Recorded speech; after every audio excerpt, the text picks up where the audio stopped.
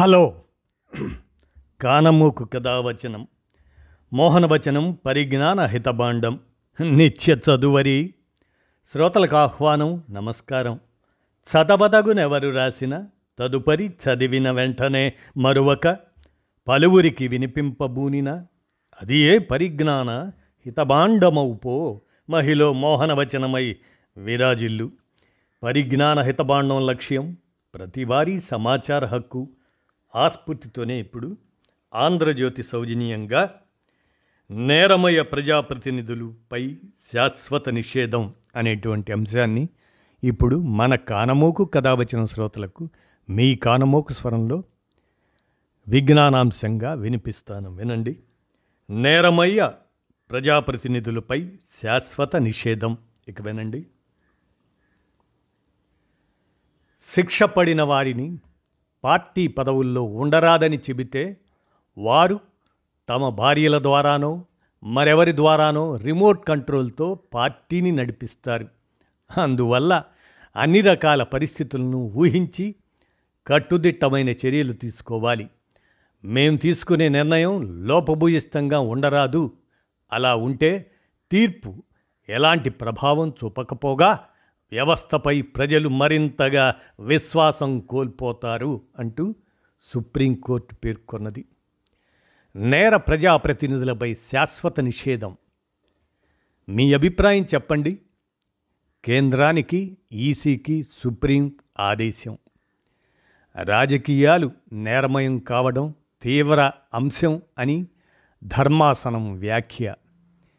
Criminal కేసుల్లో దోషిగా తేలిన వారు పార్లమెంటుకు ఎలా వస్తారు అని విస్మయం. 42% మంది సిట్టింగ్ సభ్యులపై పెండింగ్ కేసులు ఉండటం సిగ్గుచేటు. శిక్ష పడ్డ ప్రజాప్రతినిధులపై కేవలం 6 ఏళ్లపాటే అనర్హత వేటు వేస్తారా? వారిపై శాశ్వత వేటు వేయాలి. చట్టాలు చేసేవారు పవిత్రంగా ఉండాలి. దోషిగా తేలిన వ్యక్తి రాజకీయ పార్టీ అధ్యక్షుడిగా ఉండటం సరైందేనా? ప్రజాప్రాతినిధ్య చట్టంలో సెక్షన్ 8కి రాజ్యాంగబద్ధత ఉందా? అమికస్ క్యూరీ వెలిబుచ్చిన అభిప్రాయాలు అవి. నేరాలకు పాల్పడి శిక్షపడ్డ రాజకీయ నేతలు చట్టసభల్లో పోటీ చేయకుండా శాశ్వతంగా నిషేధం విధించటంపై 3 వారాల్లోగా అభిప్రాయాన్ని తెలుపాలంటూ సుప్రీంకోర్టు కేంద్రాన్ని ఎన్నికల కమిషన్ను ఆదేశించింది. రాజకీయాలు నేరమయం కావడం తీవ్రమైన అంశమని ఆందోళన వెలిబుచ్చింది. చట్టసభల ప్రతినిధులపై కేసుల విచారణ వేగవంతం చేయాలని, శిక్షపడ్డ వారిపై శాశ్వత వేటు వేయాలని కోరుతూ ప్రజాప్రాతినిధ్య చట్టంలోని 8, 9 సెక్షన్ల రాజ్యాంగబద్ధ ఆ బద్ధతను సవాల్ చేస్తూ న్యాయవాది అశ్విని కుమార్ ఉపాధ్యాయ 2016లో దాఖలు చేసిన ప్రజా ప్రయోజన వ్యాజ్యం మొన్న సోమవారం సుప్రీంకోర్టులో విచారణకు వచ్చింది. జస్టిస్ దీపాంకర్ దత్తా, జస్టిస్ మన్మోహన్తో కూడిన ధర్మాసనం దీనిపై విచారణ జరిపింది. ఏదైనా క్రిమినల్ కేసులో దోషిగా తేలిన వారు అసలు చట్టసభలకు ఎలా తిరిగొస్తారు అని విచారణ సందర్భంగా ప్రశ్నించింది. ఒక ప్రభుత్వ ఉద్యోగి అవినీతికి పాల్పడినట్లు తేలినా, ప్రభుత్వానికి అవిధేయుడిగా ఉన్నట్టు తేలినా ఆ వ్యక్తిని సర్వీసులో కొనసాగడానికి అనర్హుడుగా భావిస్తారని, కానీ అదే వ్యక్తి మంత్రిగా కొనసాగొచ్చని ఆశ్చర్యం వెలిబుచ్చింది. నేర చరిత్ర ఉన్న ఎంపీలు, ఎమ్మెల్యేలను శాశ్వతంగా చట్టసభల్లో ప్రవేశించకుండా వేటు వేయాలని, ఆ ప్రతిపాదనపై కేంద్రం ఎన్నికల కమిషన్ స్పందించాలని కోరింది. కేంద్రం తరపున అఫిడవిట్ దాఖలు చేయాలని ప్రభుత్వ న్యాయవాది సానియా మాథుర్ ఆయన్ని ఆదేశించింది. ఈ విషయంలో తన అభిప్రాయాన్ని కోర్టుకు వచ్చి వెల్లడించాలని సుప్రీం అటార్నీ జనరల్ ఎస్ వెంకటరమణిని కోరుతూ తదుపరి విచారణను మార్చి 4వ తేదీకి వాయిదా వేసింది. అఫిడవిట్ దాఖలకు తమకు మరింత సమయం కావాలని ఎలక్షన్ కమిషన్ అన్నమాట. దాని తరపు న్యాయవాది సిద్ధాంత కుమార్ కోరగా జస్టిస్ దీపాంకర్ దత్తా తీవ్రంగా స్పందించారు. రాజకీయాలు నేరమయం కావటం ఎంతో తీవ్రమైన అంశం. ఇప్పటికే ఎలక్షన్ కమిషన్ దీనిపై దృష్టి కేంద్రీకరించి మెరుగైన పరిష్కారం కనుక్కొని ఉంటే బాగుండేది అని ఆయన వ్యాఖ్యానించారు. దీంతో 3 వారాల్లో ఈ అంశంపై తమ వైఖరి తెలిపేందుకు ఎలక్షన్ కమిషన్ సంసిద్ధత వ్యక్తం చేసింది. అలాగే ప్రజాప్రతినిధులు వారికి సంబంధించినటువంటి అంశాలపై స్పందించాలనే విధంగా ఈ విషయంలో సరైనటువంటి విధంగా ఉండటం, మెరుగైన రాజకీయాలకు అది కేంద్రం కావాలని, రాజకీయాలు నేరమయం కావటం తీవ్రమైన అంశమని ఈ విషయంగా దీంతో 3 వారాల్లో ఈ అంశంపై తమ వైఖరి తెలిపేందుకు ఎలక్షన్ కమిషన్ సంసిద్ధత వ్యక్తం చేసింది.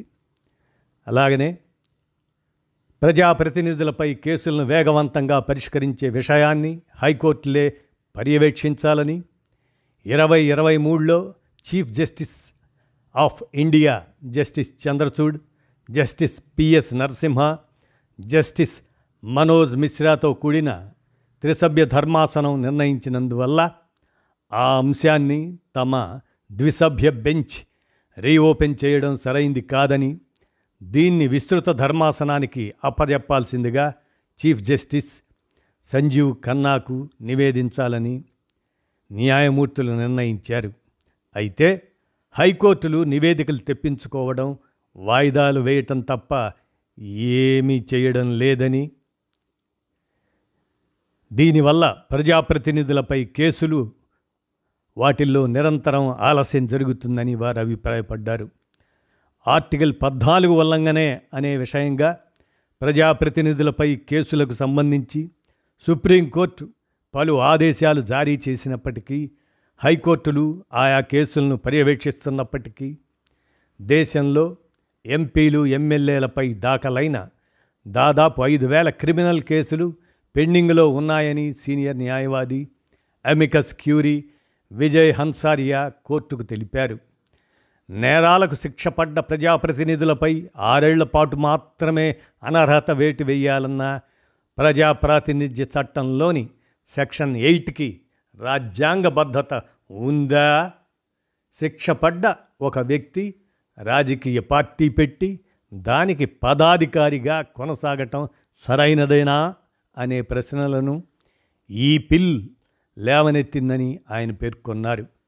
10 రాష్ట్రాల్లో 12 ప్రత్యేక కోర్టులను నెలకొల్పాలని సుప్రీంకోర్టు 2017లో ఆదేశించిందని, నోడల్ ప్రాసిక్యూషన్ అధికారులను నియమించాలని, కేసుల విచారణ వాయిదా వేయకూడదని, ఎంపీలు, ఎమ్మెల్యేలపై పెండింగ్ క్రిమినల్ కేసులను త్వరగా పరిష్కరించేలా పర్యవేక్షిస్తుండాలని 2023 వరకు అనేక ఆదేశాలు జారీ చేసిందని ఆయన గుర్తు చేశారు.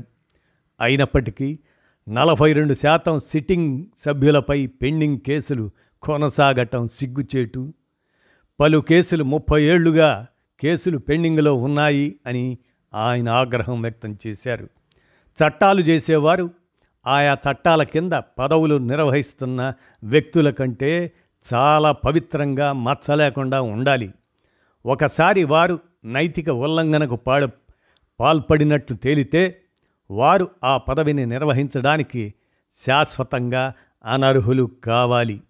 అనర్హత కాలాన్ని పరిమితం చేయటం రాజ్యాంగంలోని ఆర్టికల్ 14లో పేర్కొన్న సమానత్వ నిబంధనలను ఉల్లంఘించడమే అని హన్సారియా వాదించారు. దీనికి జస్టిస్ దీపాంకర్ దత్తా కేసులను పరిష్కరించడంలో జరుగుతున్న ఆలస్యానికి నిర్దిష్ట కారణాలు ఏమిటి అని ప్రశ్నించారు.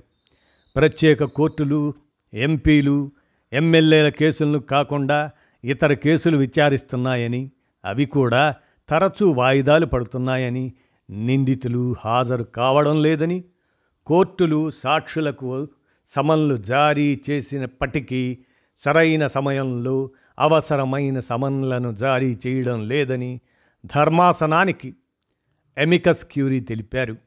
ఆయన వాదనను జస్టిస్ మన్మోహన్ అంగీకరించలేదు. ప్రత్యేక కోర్టులు ప్రజాప్రతినిధుల కేసుల విచారణకు ప్రాధాన్యం ఇవ్వడం లేదన్న విషయం సరైంది కాదని, దేశమంతా అలా జరుగుతున్నట్లు ఎమికస్ క్యూరీ చెబుతున్నారని ఆయన అభ్యంతరం వ్యక్తం చేశారు. కావాలంటే రౌజ్ అవెన్యూ కోర్టుల పనితీరును పరిశీలించాలని ఆయన చెప్పారు. ఆయా కోర్టుల్లో మధ్యాహ్నానికి విచారణలు ముగుస్తున్నాయని గుర్తు చేశారు. ప్రతి రాష్ట్రంలోనూ పరిస్థితులు వేరువేరుగా ఉంటాయని, ఒక్కో రాష్ట్రం పరిస్థితి గురించి వివరించాలని ఆయన ఎమికస్ క్యూరీని కోరారు. అత్యాచారం, హత్య వంటి తీవ్ర నేరాల్లో దోషులుగా తేలిన 46-48% మంది 2-3 ఏళ్ల శిక్ష అనంతరం ఎంపీ, ఎమ్మెల్యేలుగా ఎన్నికై తిరిగి చట్టసభలకు వస్తున్నారని, ఇది ప్రజా ప్రాతినిధ్య చట్టంలోని 8-9 సెక్షన్లకు సవాలుగా పరిణమించిందని పిటిషనర్ తరపున వాదనలు వినిపించిన సీనియర్ న్యాయవాది వికాస్ సింగ్ పేర్కొన్నారు. అన్ని పార్టీలు నేర చరిత్రలను పార్లమెంటుకు పంపుతూనే ఉన్నాయని పేర్కొన్నారు. అసలు క్రిమినల్ కేసుల్లో దోషిగా తేలిన వారు చట్టసభలకు ఎలా తిరిగి వస్తున్నారని, నేరాలకు శిక్ష పడ్డ వారిని చట్టసభల్లో ప్రవేశించేందుకు ఎలా అనుమతిస్తున్నారని, వారే చట్టాలను రూపొందించడం ఎలా జరుగుతోందని జస్టిస్ దత్తా ప్రశ్నించారు.